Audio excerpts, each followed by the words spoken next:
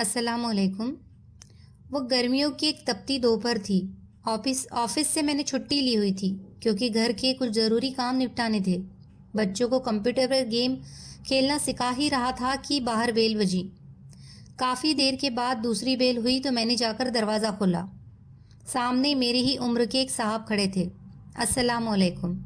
انہوں نے بے حد اچھے طریقے سے حال چال پوچھا۔ پہلے تو میرے من میں خیال آیا کہ یہ کوئی چندہ مانگنے والے ہیں۔ ان کے چہرے پر داڑھی خوب سج رہی تھی اور کپڑے سے وہ چندہ مانگنے والے ہرگز نہیں لگ رہے تھے۔ جی فرمائیے، میں نے پوچھا۔ آپ طاہر صاحب ہیں؟ میں نے مختصر سا جواب دیا۔ وہ مجھے رفیق صاحب نے بھیجا ہے، شاید آپ کو کرایہ دار کی ضرورت ہے۔ ہاں، مجھے اچانک یاد آیا کہ میں نے آفس کے ایک ساتھی کو بتایا تھا کہ میں اپنے گھر کا اوپر والا حصہ کرائے پر دینا چاہتا ہوں۔ اگر کوئی نیک اور چھوٹے پریوار اس کی نظر میں ہو تو بتائے، کیونکہ آفس کے سیلری سے خرچے پورے نہیں ہوتے۔ مجھے دکھ ہوا کہ میں نے اتنی دھوپ میں کافی دیر سے انہیں باہر کھڑا رکھا ہے۔ اسے 6 مہینے کے لیے مکان کرائے پر چاہیے تھا کیونکہ اپنا مکان گرا کر دوبارہ تعمیر کروا رہے تھے۔ 3000 کرایہ بتایا، لیکن بات 2000 سے پکی ہو گئی۔ وہ چلا گیا تو مجھے افسوس ہونے لگا کہ کرایہ کچھ کم ہے، جبکہ اوپر کیول ایک چھوٹا سا کمرہ، رسوئی اور باتھ روم تھا۔ مجھے اپنی پتنی کی طرف سے ڈر لگا تھا کہ اسے پتا چلے گا تو کتنا جھگڑا ہوگا، اور وہی ہوا۔ بقول اس کے 2000 تو کیول بچوں کی فیس ہے۔ مجھے اس نے کافی برا بھلا کہا اور میں چپ چاپ سنتا رہا اور اپنی قسمت کو کوستے رہا۔ میں MSc میں بہت زیادہ نمبر سے پاس ہوا تھا، اسی لیے ترنت نوکری مل گئی۔ نوکری ملی تو شادی بھی ترنت ہو گئی۔ میری بیوی بھی بہت پڑھی لکھی تھی، وہ بھی ایک انگریزی اسکول میں پڑھاتی تھی۔ ہمارے 3 بچے تھے، مگر خرچہ بہت مشکل سے چلتا تھا۔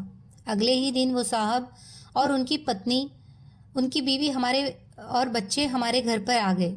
ان کی بیوی نے پوری شرعی پردہ کیا ہوا تھا۔ دونوں بڑے بچے بہت ہی سلیقے دار اور خوبصورت تھے۔ چھوٹا گود میں تھا۔ کچھ دنوں بعد ایک دن میں آفس سے آیا تو میری بیوی نے بتایا کہ میں بچوں کو کرایہ دار عورت سے قرآن پڑھانے کے لیے بھیج دیا ہے۔ اچھا پڑھاتی ہے، اپنے بچے بہت خوبصورت قرات کرتے ہیں۔ کچھ دن بعد جب میں نے ان کے ایک بیٹے سے قرات سنی تو پہلی بار میرے دل میں بھی اچھا ہوئی کہ کاش ہمارے بچے بھی اتنا اچھا قرآن پڑھے۔ ایک دن میں باہر جانے لگا تو اپنی بیوی سے پوچھ ہی لیا کہ وہ پارلر جائے گی تو لیتا چلوں۔ پہلے تو 2 مہینے میں 3-4 بار پارلر جاتی تھی اور اس مہینے میں 1 بار بھی نہیں گئی تھی۔ اس نے جواب دیا کہ پارلر فضول خرچی ہے۔ اتنی رونق چہرے پر 5 بار وضو کرنے، نماز اور تلاوت سے آتی ہے، کسی چیز سے نہیں آتی۔ اگر زیادہ ضرورت ہو تو گھریلو نسخوں کی چیزوں سے ہی چہرے پر نکھار رہتا ہے۔ ایک دن میں کیبل پر ڈرامہ دیکھ رہا تھا تو میرے چھوٹے بیٹے نے مجھے پوچھے بنا ہی ٹی وی بند کر دیا اور میرے پاس آ کر بیٹھ گیا۔ بابا، یہ کام بیکار ہے، آپ اپنے نبی حضرت محمد صلی اللہ علیہ وسلم کی ایک کہانی سناؤ۔ مجھے غصہ تو بہت آیا، لیکن اپنے بیٹے کی زبانی جب کہانی سنی تو میرا دل بھر آیا۔ تو یہ تمہیں کس نے سنائی؟ میں نے پوچھا۔ ہماری استانی، وہ قرآن پڑھانے کے بعد آپ صلی اللہ علیہ وسلم اور صحابہ کے بارے میں بتاتی ہے۔ اپنے گھر اور بیوی بچوں کے تیزی سے بدلتے حالات دیکھ کر میں حیران ہو رہا تھا کہ ایک دن میری بیوی نے کہا کہ کیبل کٹوا دے، کوئی نہیں دیکھتا، اور ویسے بھی فضول خرچی اور اوپر سے گناہ ہے۔ کچھ دن بعد میری بیوی نے خریداری پر جانے کو کہا تو میں فوراً تیار ہو گیا اور کافی دنوں بعد خریداری کے لیے جا رہی تھی، ورنہ پہلے تو آئے دن بازار جانا رہتا تھا۔ کیا خریدنا ہے؟ میں نے پوچھا۔ کیا؟ میں ہنسا تو بولی، پہلے کتنے ہی غیر شرعی کام کرتی تھی، آپ نے کبھی مذاق نہیں اڑایا تھا، اب اچھا کام کرنا چاہتی ہو تو آپ مذاق سوچ رہا ہے۔ پھر کچھ نہ بولا۔